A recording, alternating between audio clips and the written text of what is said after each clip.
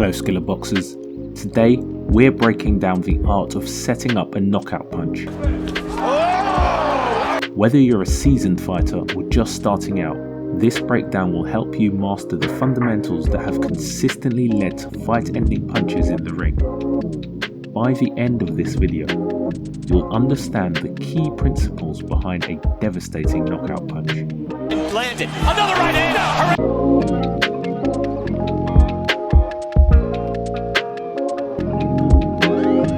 There's a common misconception that knockouts are all about raw power and that only heavy hitters can achieve them. However, knockouts are often the result of skillful setups and precise execution.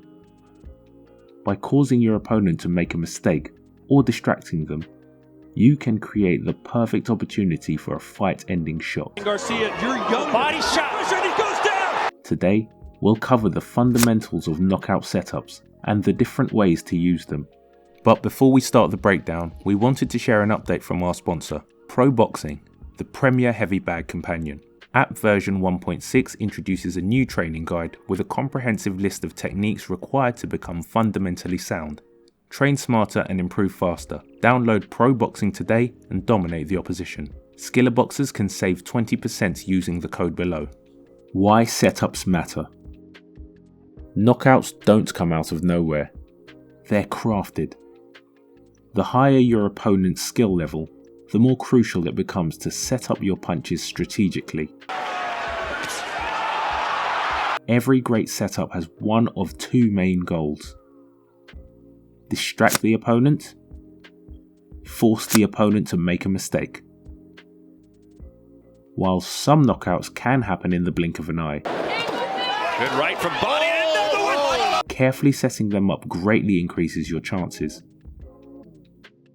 So, let's dive into the key fundamentals of a knockout setup.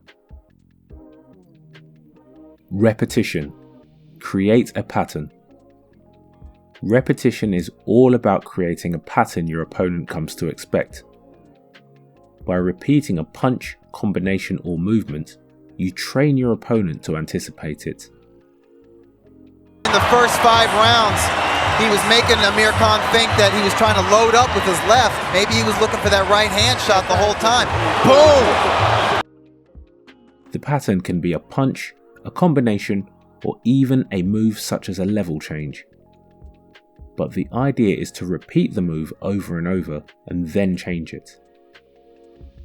I do the same thing to you over and over and over again until you catch on to it. Once you catch on to it, I do something different. For example, if you consistently jab to the body, A jab to the body just like that. your opponent will start lowering their guard to defend. This opens up opportunities to fake the jab and go high with a punch like an overhand right. Feint to the body, when Moran drops his hand, then go upstairs. Yeah. And now Haney's got that fire in his eyes! Some setups take more time than others.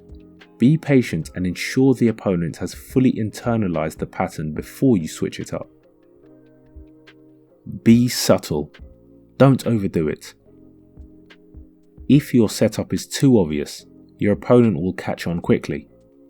For instance, don't throw the exact same punch repeatedly without variation. Mix it into your combinations and change up your timing. He's not giving no inch. He hasn't moved back. Good. Let's compare two setups. Obvious setup. Jab to the body over and over again without variation. Subtle setup. Incorporate the jab to the body into a variety of combos. Subtle setups keep your opponent guessing while still conditioning them to react predictably.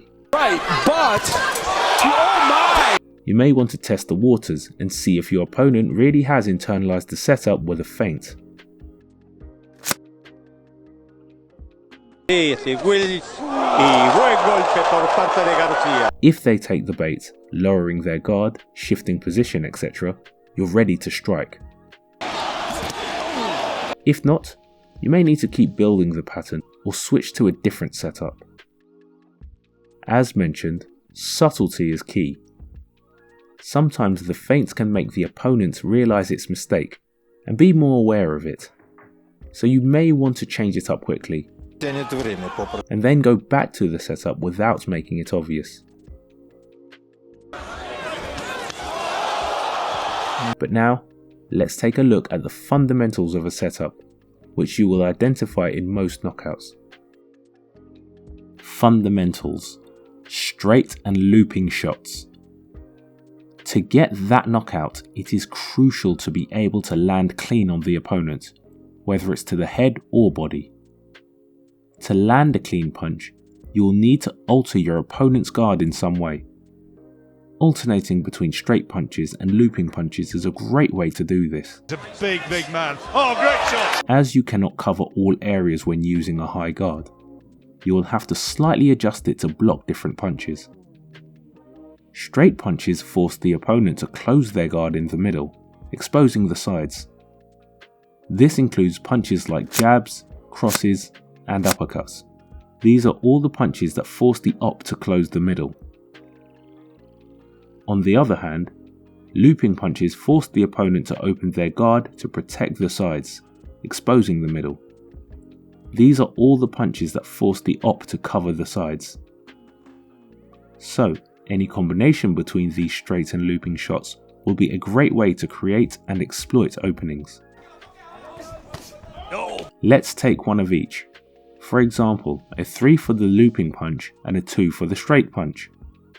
The 3 will make the opponent open the guard to cover the sides, and the 2 will land clean through the middle. Now going to work with the body shots and... Now let's take the straight punch first, then the looping one. For example, a 6-3 low. The 6 will make the opponent close the middle, exposing the side, so the 3 low will land clean to the body. In this case, as you may have noticed, not only is it a straight and looping shot, but it also goes up and down. That is the second fundamental that repeats itself in many well set up knockout shots, mixing shots up and down. Would work better against Oso saying to Ryan Garcia, "You're young." In this case, the division of punches is clear. The main 6 punches to the head and the main 6 punches to the body. Again, we can take 2 punches, one to the head and one to the body.